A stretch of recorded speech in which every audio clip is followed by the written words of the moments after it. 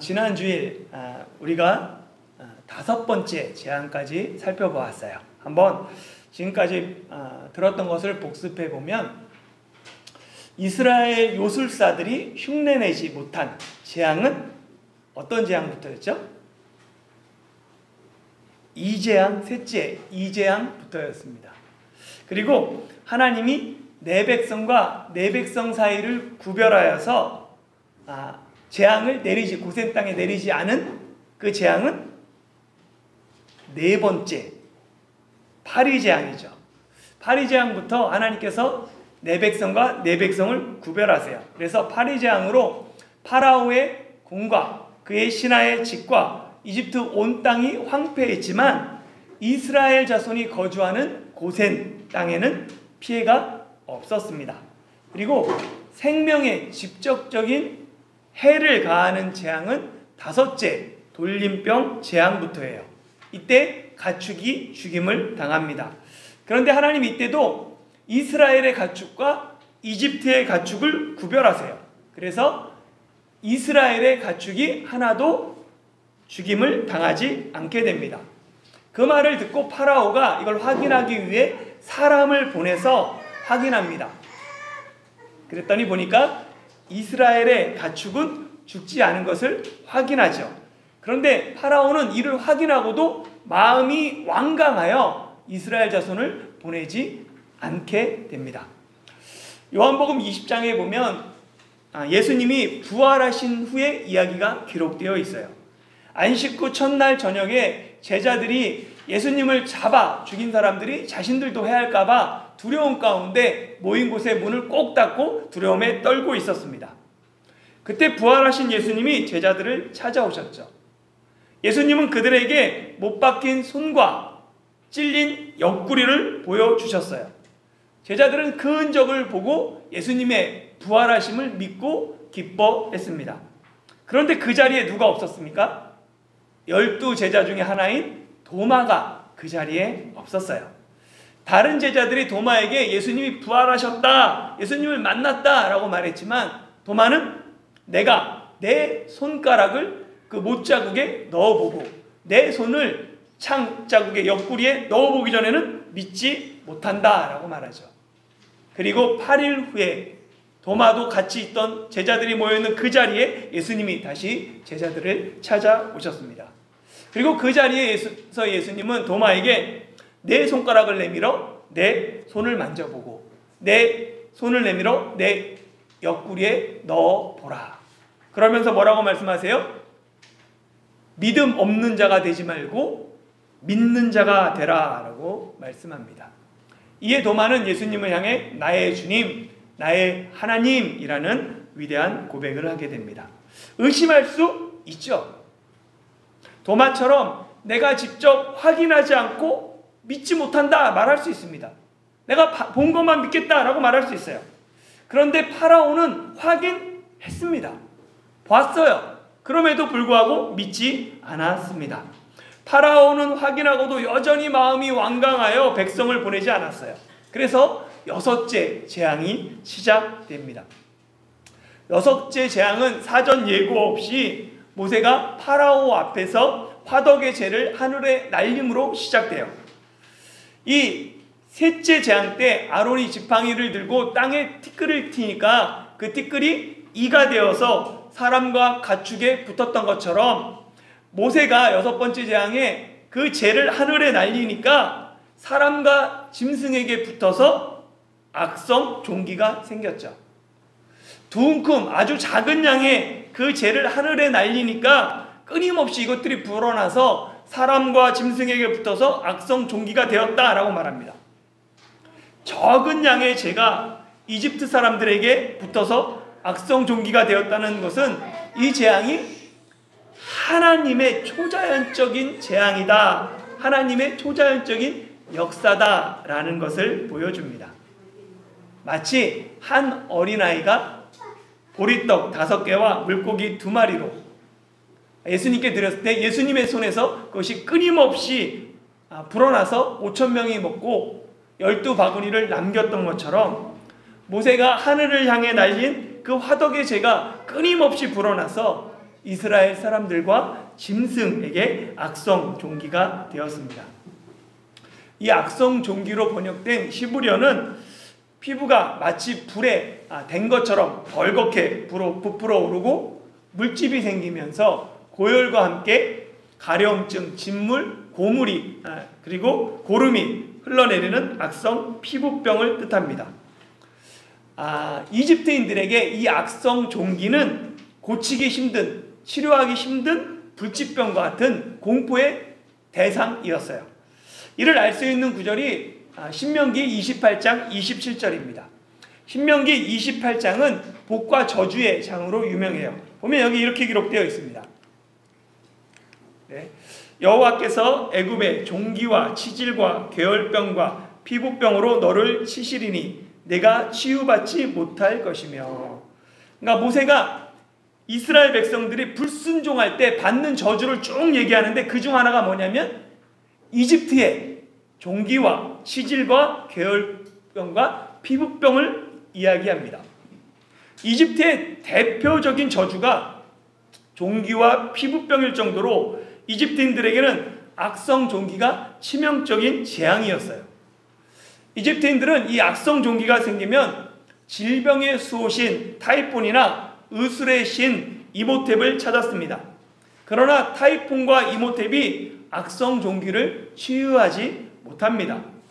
심지어 이집트의 요술사들조차 악성 종기로 말미암아 바로 앞에 서지 못할 정도였어요. 이 악성 종기의 재료가 되었던 그 재, 어디서 갖고 온 거예요? 화덕의 재예요. 화덕은 큰 가마죠. 당시 벽돌을 굽던 가마입니다. 화로죠. 이스라엘 자손이 국고성 비동과 나암셋을 건축할 때 벽돌을 굽던 그 화로가 화덕인 거예요. 그러니까 이 화덕은 이스라엘 자손에게 있어서는 종살이한 대표적인 상징적인 장소입니다. 아니면 올라가셔도 돼요. 올라가셔도 됩니다. 예. 올라가셔도 에어컨을 트이는 게 좋을 수도 있어요. 네. 그래서 화덕의 재는 뭐냐면 이집트인들이 이스라엘 자손을 학대하고 착취했던 그 잔해물이 그 화덕의 재예요. 하나님은 화덕의 재를 통해 이집트 온 땅에 악성 종기를 내림으로 말미암아 이스라엘 자손이 당한 그 고통을 파라오와 이집트 백성에게 똑같이 맛보게 하셨습니다. 이처럼 하나님은 죄에 대해서는 반드시 심판하시는 하나님이십니다. 하나님은 사랑의 하나님이지만 동시에 공의의 하나님이세요. 그렇기 때문에 우리가 생각하지도 못했던 재앙을 만났을 때 가장 먼저 해야 될 것은 자신을 돌아보는 것입니다. 자신을 살펴서 혹시 내가 죄 가운데 있지 않나 돌아보고 그로 말미암아 정말 하나님 앞에 회개해야 하는 것들이 필요하죠. 왜냐하면 하나님은 죄에 대해서 심판하시는 공의의 하나님이시기 때문입니다. 재앙 앞에서 하나님의 뜻을 구하고 죄에서 돌이키는 계기가 된다면 재앙은 화가 아니라 도리어 복이 됩니다. 선지자 요나가 니느웨에 가서 40일 후에 니느웨가 무너질 것이다 라고 외쳤어요. 이를 듣고 깜짝 놀란 니느웨 왕과 그 사람들이 금식을 선포하고는 사람과 짐승까지 베옷을 입고 하나님께 부르짖으며 회개합니다. 그리고 그들의 악한 길과 그들이 행한 악한 악들을 돌이켜요. 회개하고 돌아서죠. 하나님이 니느웨 사람들이 악한 길에서 돌이키고 떠난 것을 보시고는 뜻을 돌이켜서 그들에게 내리라고 말씀하셨던 재앙을 내리지 않게 됩니다. 재앙에는 죄인이 하나님께 돌아오길 원하는 하나님의 마음이 담겨 있어요. 열 재앙은 파라오를 죄에서 돌이키기 위한 하나님의 경고입니다. 그런데 파라오는 이스라엘의 가축이 하나도 죽지 않는 것을 보면서도 하나님의 백성에게 은총이 임하는 것을 확인하고도 마음을 완강하게 했습니다. 자신이 의지하던 요술사들조차 악성 종기에 걸리는 것을 보면서 파라오는 마음을 돌이키지 않습니다. 파라오가 하나님의 능력을 보면서도 하나님을 인정하지 않은 그 이유를 출애굽기 9장 17절은 그의 교만 때문이다 라고 말합니다. 파라오는 자신의 잘못과 죄를 회개할 기회가 여러 번 있었습니다. 그런데 그때마다 그의 교만이 계속해서 그의 마음을 완악하게 만들었습니다. 그로 인해 하나님의 심판이 점점 더 강해집니다. 죄를 인정하지 않고 끝까지 회개하지 않으면 결국은 그 죄와 심판은 오로지 자신의 몫으로 남게 됩니다. 재앙을 만났을 때 빨리 자신의 죄를 깨닫고 회개하는 것이 은혜라는 사실을 기억하시는 여러분이 되기를 바랍니다. 이 7번째 재앙은 우박재앙이에요. 우박재앙은 10재앙 중에서 내용이 가장 깁니다. 그리고 이 우박재앙 기사 중에는 눈여겨볼 구절들이 몇 군데 있어요. 먼저 재앙의 목적이 기록되어 있습니다. 14절부터 16절 말씀 같이 한번 읽어보겠습니다. 네, 시작. 내가 이번에는 모든 재앙을 너와 내 신하와 내 백성에게 내려 온 천하에 나와 같은 자가 없음을 내가 알게 하리라. 내가 손을 펴서 돌림병으로 너와 내 백성을 쳤더라면 내가 세상에서 끊어졌을 것이나 내가 너를 세웠음은 나의 능력을 내게 보이고 내 이름이 온 천하에 전파되게 하려 하였음이니라. 아멘. 15절에 보면 하나님께서 처음부터 손을 펴서 돌림병으로 이집트를 쳤다면 이미 파라오는 세상에서 끊어졌을 것이다 라고 말합니다. 돌림병으로 번역된 시브리어 떼베르는 강한 전파력을 가진 전염병입니다. 이전에는 돌림병, 전염병이라고 하면 대수롭지 않게 생각했어요. 그런데 코로나19를 겪으면서 전염병이 인류에게 얼마나 치명적인 것인지 알게 됩니다. 코로나19로 지금까지 사망한 전 세계 인구가 약 690만 명입니다. 당시 이집트에 500만 명 정도가 있었다라고 추산합니다. 하나님이 손을 펴서 돌림병으로 이집트를 심판하는 건 어려운 일이 아니었다라는 것이죠.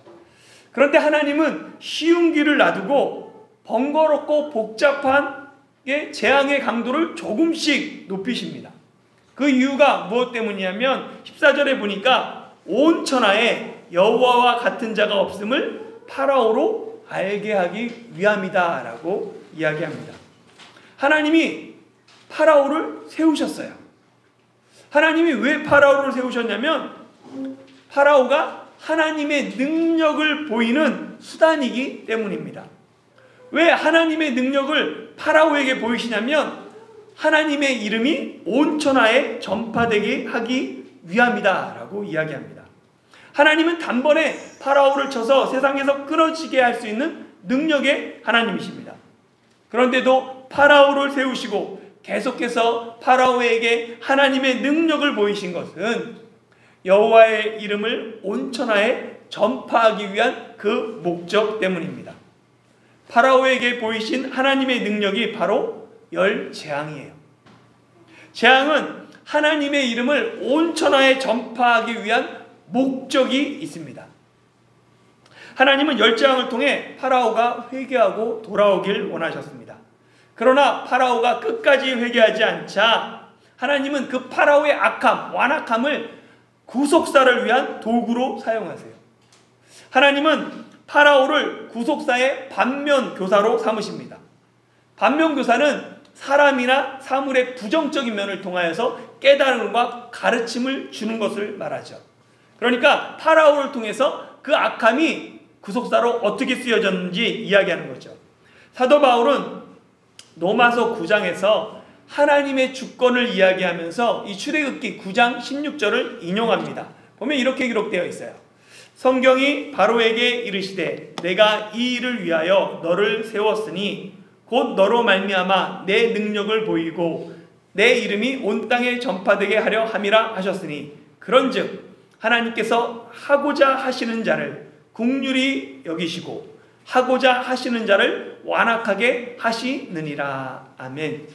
여기서 보면 바울이 왜 하나님이 야곱은 사랑하고 에서는 미워하는지 묻지 말라라고 말합니다.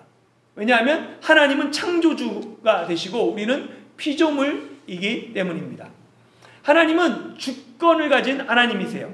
하나님은 긍휼히 여기고자 하는 자에게는 긍휼히 여기시고 완악하게 하고자 하는 자는 완악하게 하시는 절대 주권을 가진 주님이십니다. 그런데 놀라운 사실은 이 절대 주권을 가진 하나님이 출애굽기 9장 13절에 뭐라고 하냐면 자신을 히브리 사람의 하나님 여호와라고 칭합니다. 태초에 천지를 창조하신 하나님이 스스로 히브리 사람의 하나님 여호와가 되셨습니다.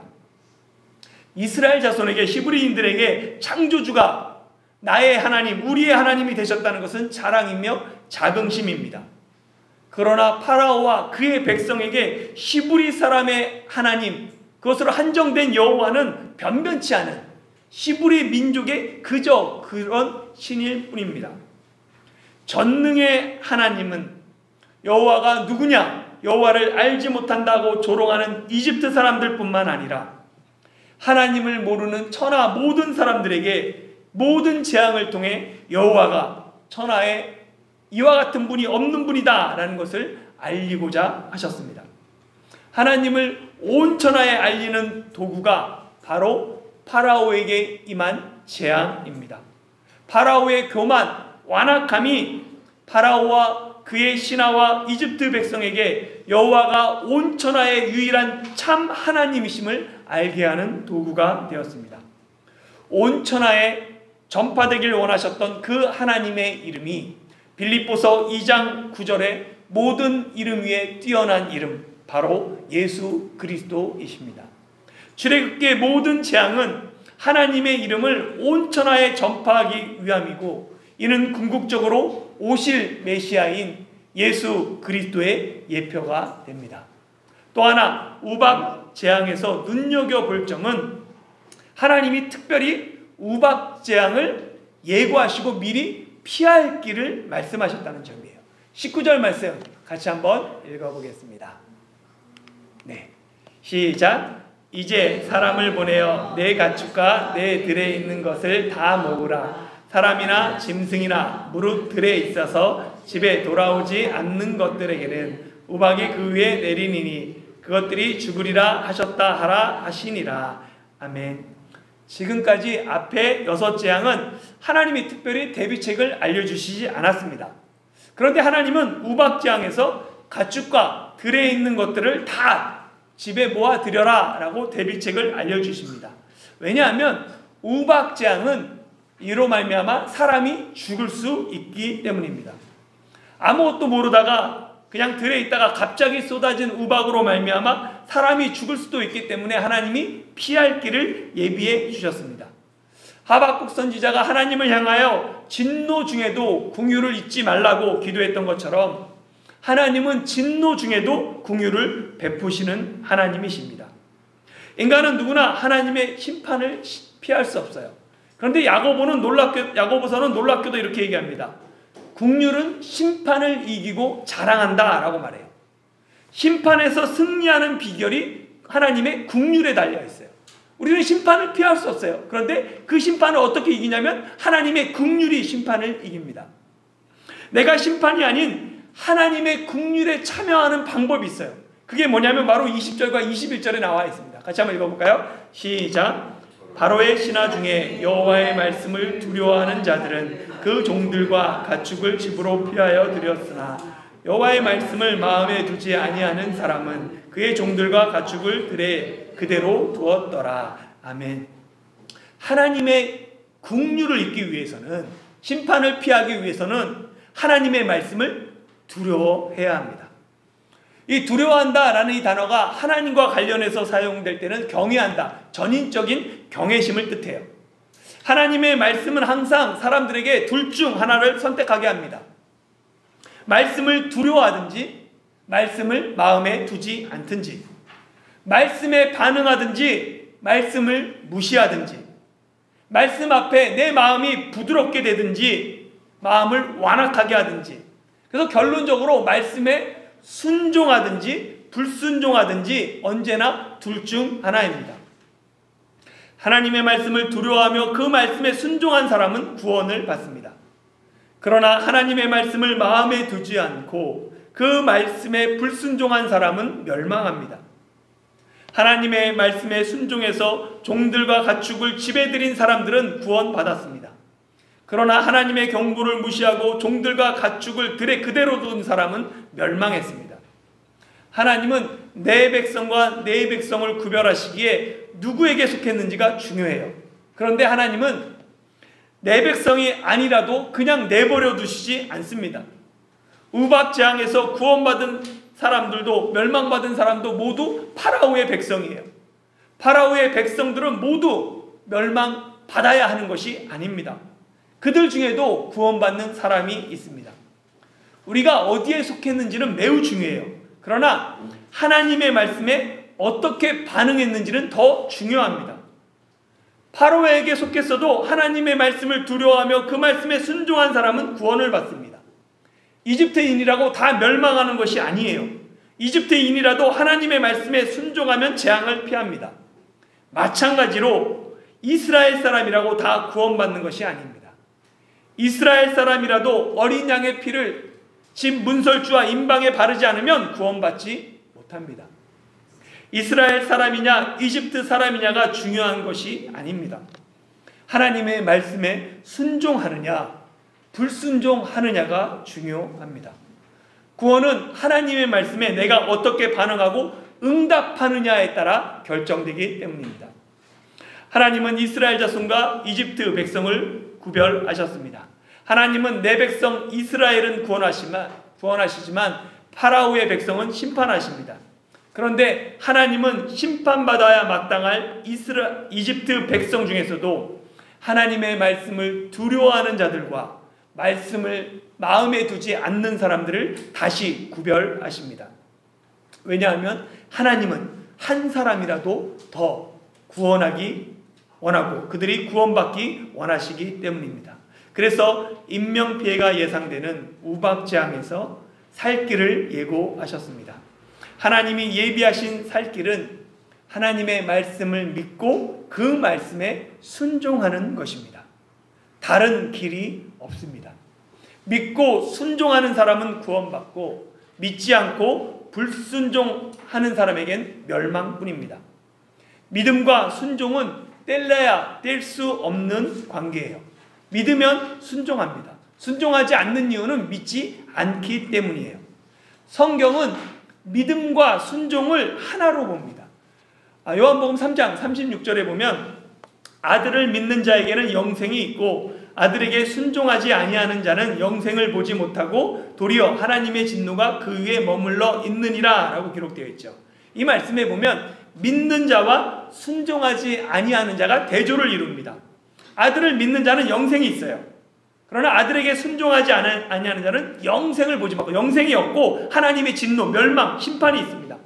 그런데 믿는 자의 반대말이 뭐예요? 믿지 않는 자가 아니라 순종하지 않는 자입니다.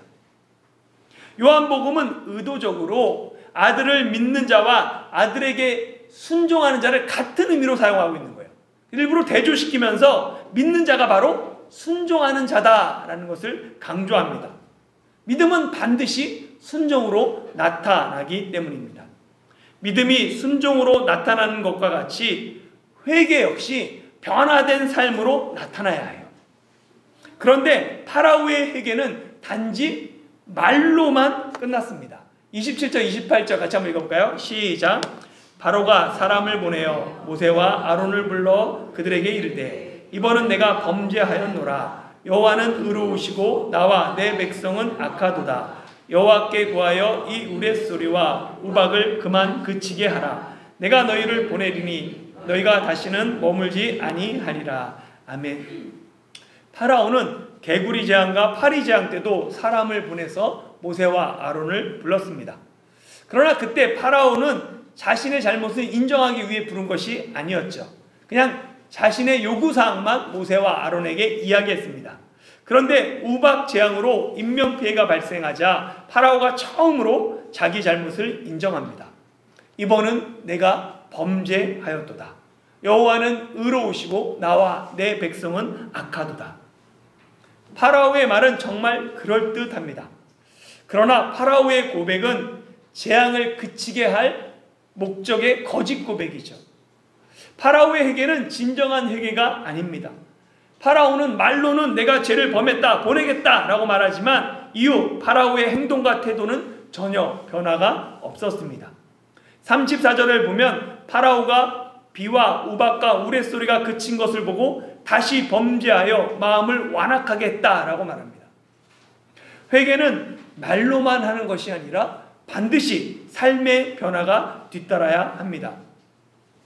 말이 힘이 있으려면 말이 행동으로 나타나야 합니다.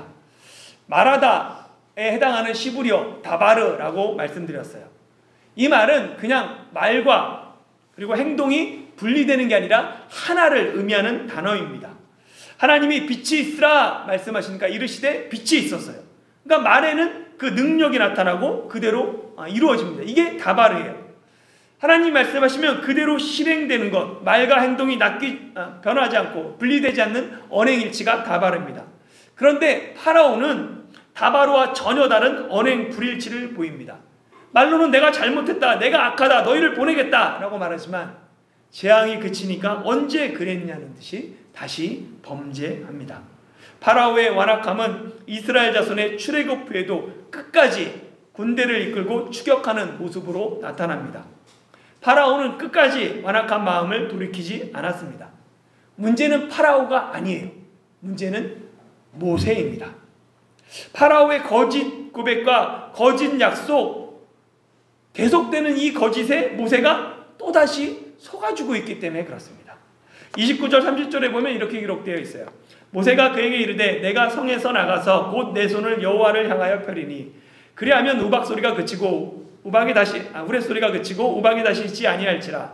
세상이 여호와께 속한 줄을 왕이 알리이다. 그러나 왕과 왕의 신하들이 여호와 하나님을 아직도 두려워하지 아니할 줄을 내가 아나이다.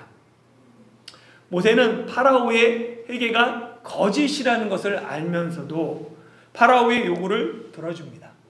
왜냐하면 세상이 여호와께 속한 것을 파라오에게 알리기 위함입니다. 하나님을 증거하기 위해 모세는 파라오에게 또 한 번 속아줍니다. 한 영혼이 진정으로 회개하고 돌아오기까지 얼마나 많은 기도와 인내가 필요한지 모세를 통해 알게 됩니다.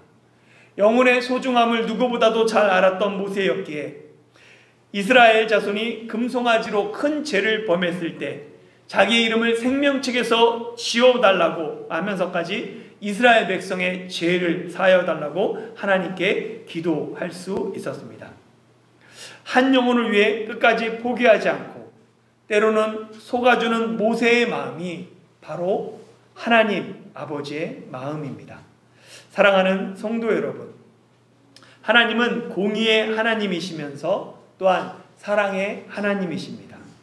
하나님은 죄인을 심판하시면서 동시에 심판을 피할 길도 마련해 주십니다. 결국 죄인이 심판받는 것은 하나님의 은혜와 긍휼과 자비가 부족해서가 아닙니다. 죄인 스스로 자기 마음을 완악하게 하여 하나님이 준비하신 구원의 길을 거부하기 때문입니다.